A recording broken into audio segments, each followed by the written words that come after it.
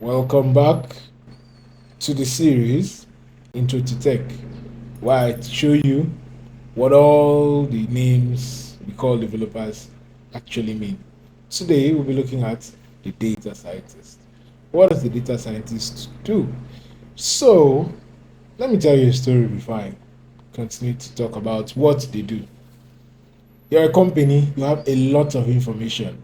Let's say your job is to build roads, you are a construction company.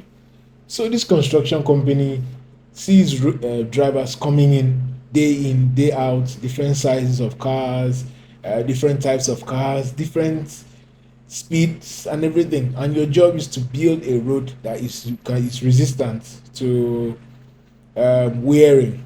It should not spoil. That's your job. You need to compile all the data you've gotten, observing the different cars, their types, their sizes, their speeds, and this data can become a lot.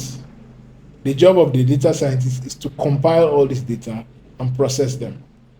Okay, so that's what the data scientist does. To become a data scientist, you could learn for 6 months and more and become a data scientist. And the main language is Python, although there are other languages that can be used. So that is what it is to become a data scientist. Any questions, drop it in. Remember to follow. Don't miss the parts that are coming up in the future.